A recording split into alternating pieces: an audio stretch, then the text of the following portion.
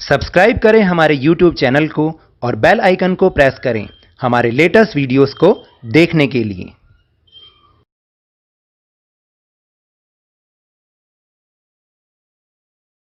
Hello and welcome to Lavneesh Sir की class. This is Directorate of Education GNCT of Delhi's worksheet number 75, and it is only for class 9 students. It has taken from the subject Social Science Geography, and we will revise the chapter number 2, Physical Features of India, in this worksheet. We'll discuss 1 marker question, 3 and 5 marker questions and source based questions in this worksheet. So now, without wasting our time, let's start and understand with me. First question is, the land between two rivers is called, देखिए वो भूमि जो दो reverse के बीच में होती है उसको क्या कहते हैं? दोआब, दून, द्रोणी या बेसिन या महाखंड यानी गॉर्ज. तो right answer is option number A, Doab. तो दोआब हम उसको बोलते हैं. Now the second question number 2 में आपको क्या करना है? एक फिलिंग द ब्लैंक्स वाला क्वेश्चन है ये. The largest inhabited riverine island in the world is located in the river. देखिए अब आपको ये बताना है कि दुनिया का सबसे बड़ा नदीय द्वीप जो आवासीय है यानी वहाँ लोग रहते हैं और वो नदीय आइलैंड है, मतलब एक नदी पर बना हुआ है. और वो किस रिवर पर बना हुआ है? वो बना हुआ है ब्रह्मपुत्र रिवर पर. कहाँ पर? ब्रह्मपुत्र रिवर पर, असम में. Now the question number 3, true और false. The part of Himalayas lying between Sutlej and Kali rivers is known as the Kumaon Himalaya.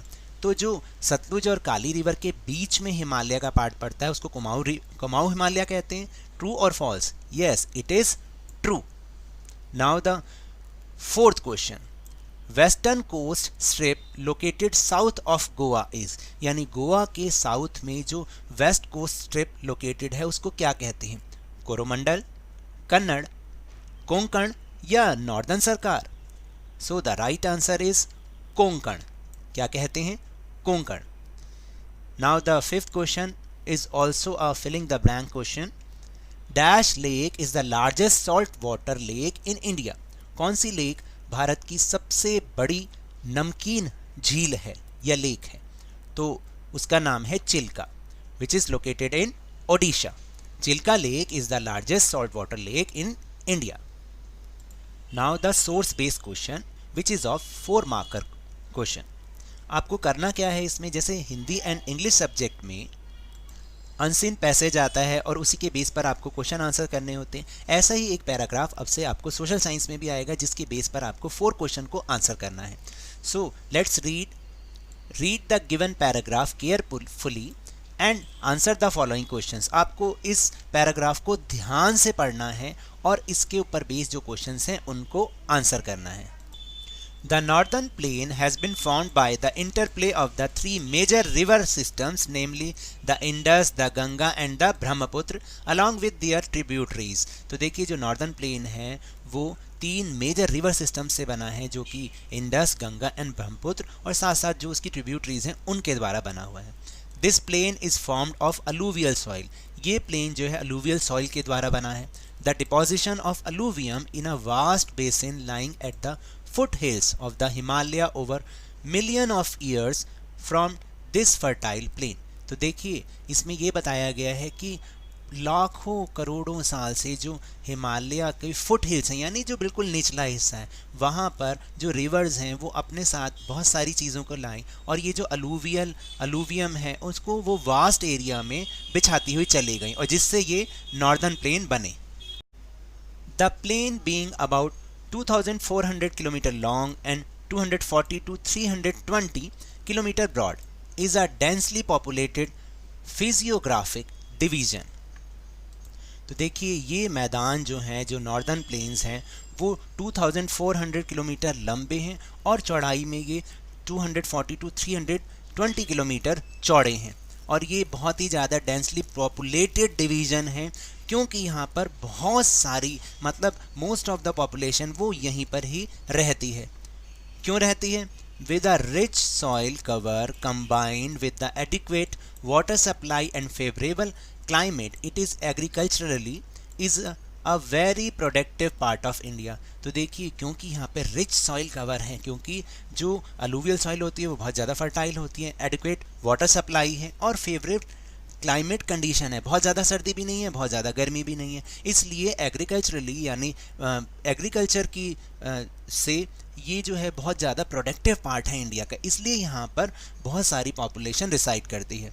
The rivers coming from the northern mountains are involve in depositional work, और जो mountain से northern mountain से rivers आ रही हैं वो अभी भी वो डिपोजिशन वर्क में लगी हुई हैं, वो अपने साथ जो भी चीज़ें लाती है वो इनको यहाँ पे डिपॉजिट करती जा रही हैं और ये प्लेन्स बनते चले जा रहे हैं। In the lower course due to gentle slope the velocity of river decreases which results in the formation riverine island. देखिए क्या होता है कि जो जब नदी का जो निचला पार्ट होता है वहाँ पर जो स्लोप बहुत कम होता है, इसलिए जो नदी का बहाव होता है वो भी कम हो जाता है, जिसके कारण ये रिवराइन आइलैंड्स फॉर्म होने लग जाते हैं। The rivers in their lower course split into numerous channels due to the deposition of silt. और क्या होता है, लोअर कोर्स में यानी निचली तरफ रिवर जो है वो कई सारी धाराओं में बढ़ जाती है। क्यों बढ़ जाती है? क्योंकि डिपॉजिट जितना ज़्यादा सिल्ट डिपॉजिट होता जाएगा उससे क्या होता है वो डिफरेंट चैनल्स में डिवाइड होती जाती है, स्प्लिट होती जाती है। These channels are known as distributaries, और इन चैनल्स को डिस्ट्रीब्यूटरीज का नाम दिया जाता है। Now the question answer. Question number 1 is name the 3 major river systems of the northern plain. तो answer is the 3 major river systems of the northern plain, namely the Indus, the Ganga and the Brahmaputra along with their tributaries. तो 3 major river system northern plane के कौन से हैं? Indus यानी Sindhu, Ganga and Brahmaputra, और साथ साथ उनकी जो ट्रिब्यूटरीज हैं वो। Question second, which type of soil mainly form the northern plane, यानी नॉर्दर्न प्लेन को ज़्यादातर किस मिट्टी ने, किस सॉइल ने फॉर्म किया है? तो answer is alluvial soil mainly form the northern plane, alluvial soil ने इसको बनाया है। और why are the riverine islands form, ये रिवराइन आइलैंड्स क्यों बनते हैं? In the lower course due to the gentle slope the velocity of river decreases which results in the formation of riverine islands, यानी नदी का जो निचला हिस्सा होता है, यानी जो जब वो बहती है तो वहाँ पर स्लोप बहुत कम होता है और उसका जो बहाव है वो भी कम हो जाता है, इसके कारण से ही वहाँ पे रिवराइन आइलैंड्स फॉर्म होते हैं। Last question of this paragraph, Why is the northern plain highly productive area in terms of agriculture? यानी आपको बताना नॉर्दर्न प्लेन का, ये नॉर्दर्न प्लेन जो है वो एग्रीकल्चर के हिसाब से हाईली प्रोडक्टिव एरिया क्यों है? तो answer is simple, due to rich soil cover combined with the adequate water supply and favorable climate condition, northern plains are agriculturally a very productive part of India. क्योंकि यहाँ पर rich soil cover है यानी alluvial soil है, adequate water supply है और favourable climate condition है, इसलिए नॉर्दर्न प्लेन जो है वो agriculturally, in terms of agriculture, वो बहुत ही प्रोडक्टिव एरिया ऑफ इंडिया है। Now the question number 7, what do you understand by Doons? The valleys found between the central Himalaya and the great Himalayas are called Doon, यानी central और great Himalaya के बीच में जो valleys होती हैं उन्हें हम दून कहते हैं, जैसे Dehradun, Kotli Dun, Patli Dun etcetera. Question number 8, explain any 3 differences between khadar and bangar. Khadar और बांगर में आपको 3 डिफरेंसेस बताने, ये 3 मार्कर क्वेश्चन है। First difference between the khadar and bangar, the newer और the younger deposits of the flood plains are called khadar, यानी जो बाढ़ के मैदान है वहाँ पर जो नई डिपॉजिट हो रही हैं, नया जमाव हो रहा है, उसको हम खादर कहते हैं, यानी जो नई अलूवियल सॉइल है, न्यू अलूवियल सॉइल, उसको हम खादर कहते हैं। The older alluvium of the northern और the Ganga plain is called bhangar, तो जो पुराना डिपॉजिट है अलूवियल सॉइल का उसको हम गंगा, खास तौर से गंगा प्लेन पर, उसको हम भांगर कहते हैं। Second difference is Khadar, this younger alluvium covers low-lying regions and get renewed almost every year by local floods। ये जो यंगर अलूवियम है ये जो है निचले पार्ट पर, जो निचला रीजन है नदी के आसपास, वहाँ पर ये होता है, और ये ऑलमोस्ट हर साल बाढ़ आने के कारण ये रिन्यू होता रहता है, इसलिए हम इसको न्यूअर बोलते हैं, नया। एंड इन भांगर it forms the alluvial terrace flat Uplands above the level of flood plains और the new flood plains of the river। और ये क्या होते हैं, देखिए दोनों में डिफरेंस ये कि वो लो लाइंग रीजन में होता है, ये अपवर्ड होता है, यानी फ्लड प्लेन्स के अबव लेवल पर ये होता है, इसलिए ये बार बार रिन्यू नहीं हो पाता। Third is it is ideal for intensive agriculture और farming and grows a variety of crops. ये देखिए जो इंटेंसिव एग्रीकल्चर का जो इंटेंसिव एग्रीकल्चर होता है उसके लिए ये बहुत आइडियल है, और ये फर्टाइल है और इसमें बहुत सारी क्रॉप्स ग्रो की जा सकती हैं। जो भांगर होता है, the soil in this region contains calcareous deposits locally known as kankar. This soil is less fertile but irrigation facilities are available.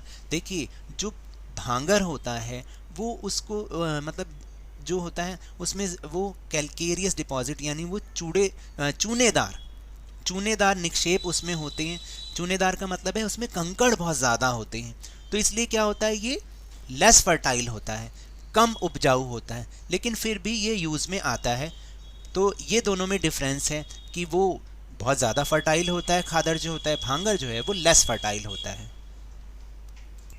Then question number 9 is describe the main features of peninsular plateau. Peninsular plateau के आपको main features बताने हैं। 5 marker question है। The peninsular plateau is the oldest part of the Indian subcontinent, यानी भारतीय उपमहाद्वीप का सबसे पुराना पार्ट ये है। Second is it lies to the south of the northern plains, उत्तरी मैदानों के दक्षिण में ये स्थित है। इट इज़ रफली triangular in shape with its base in north and top in the south. और ये एक देखिए नॉर्थ से जब हम साउथ की तरफ आते हैं ये एक ट्रायंगुलर शेप में और बहुत रफली है, ये बहुत रफ है ये। It comprises mainly 2 divisions. The Central Highland covers its northern part and southern part is the Deccan Plateau. इसके 2 पार्ट होते हैं, नॉर्थ पार्ट की तरफ सेंट्रल हाईलैंड्स हैं और सदर्न की तरफ ये डेक्कन प्लेट्यू के नाम से जाना जाता है। The Western Ghats and Eastern Ghats mark the western and eastern edges of the Deccan plateau respectively. और ये जो डेक्कन प्लेट्यू के ईस्ट और वेस्ट वाले एजेस हैं वो वहाँ पर क्या हैं, वेस्टर्न घाट और ईस्टर्न घाट हैं। तो ये इसके बारे में मेन फीचर्स हैं।